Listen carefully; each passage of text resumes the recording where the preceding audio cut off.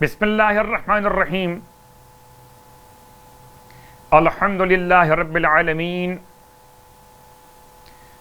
والصلاة والسلام علی رسولہ والائمة المیامین. اما بعد، بہترین برکتوں رحمتوں کے ساتھ ماہ مبارک کے رجب المرجب، اس کا ہر دن، اس کی ہر رات ایک خاص کیفیت لیے ہوئے. یہ وہ مبارک مہینہ جس میں خدا نے اپنے آخری پیغمبر کو مبعوث پر رسالت کیا ہے. یہ وہ بہترین مہینہ ہے جس کی برکت سے خدا نے کائنات پر اپنا لطف و کرم نازل فرمایا. رجب کے کئی نام، ان میں سے ایک نام کہ جو تاریخ نے بیان کیا، رجب الفرد، رجب الحرام، رجب الاسب، رجب الاسم. اس کے علاوہ ایک اور مخصوص نام بھی اس مبارک مہینے کا. قوم سمود کے نزدیک اس کا نام تھا حوبل. ہوبل نہیں، حوبل. برکتیں اور رحمتیں اس امت کے لیے، مگر مہینے 12 ہمیشہ تھے. جب سے خدا نے بنایا زمین و آسمان کو، تو کتاب خدا میں لکھ دیا کہ مہینے 12 ہوں گے.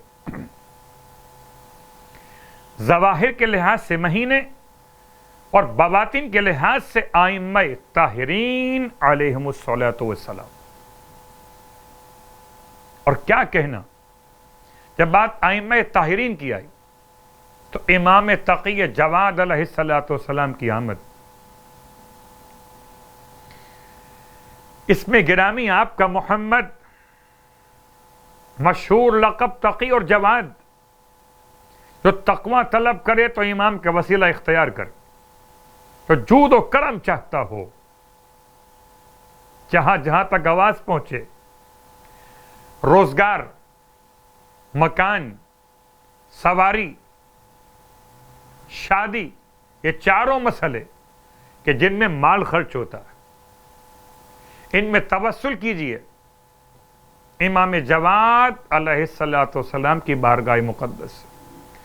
سورہ یاسین کی تلاوت کر کے ہدیہ پیش کرے مولا کی بارگاہ میں. شادی کی دعا ہو، مکان کا مسئلہ ہو، گاڑی کا مسئلہ ہو، یا روزگار کا مسئلہ ہو.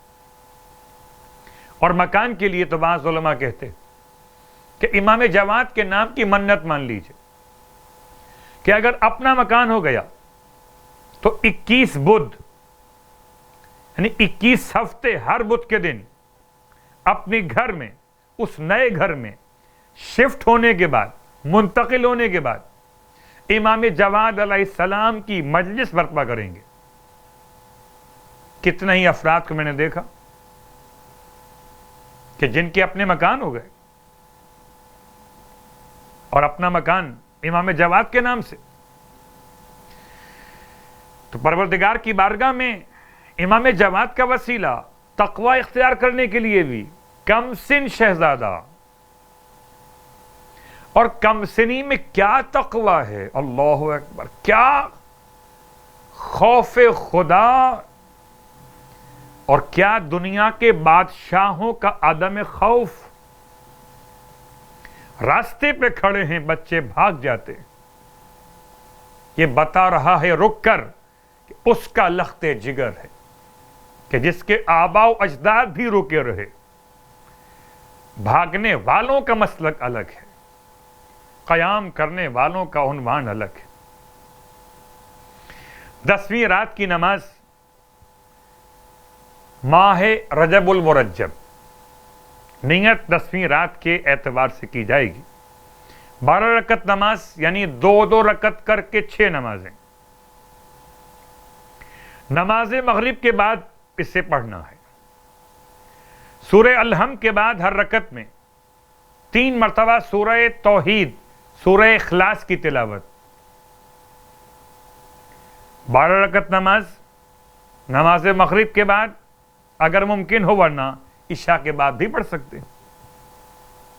ہر رکعت میں الحمد کے بعد 3 مرتبہ سورہ اخلاص کی تلاوت. اللہ کے حبیب ارشاد فرماتے کہ جو کوئی اس نماز کو پڑھے خداوند عالم اس کے لیے بہشت میں محل تعمیر کرے گا، جس کے ستون سرخ یاقوت کے ہوں گے. بہشت کا محل ملے گا جس کے ستون سرخ یاقوت کے ہوں گے. اور روزوں کا بیان، سرکار ختم یہ مرتبہ صلی اللہ علیہ وآلہ وسلم ارشاد فرماتے ہیں کہ جو ماہ رجب میں 10 روزے رکھے گا تو خدا اسے درخشاں، مروارید اور یاقوت سے مزین 2 سبز رنگ کے پر عطا کرے گا،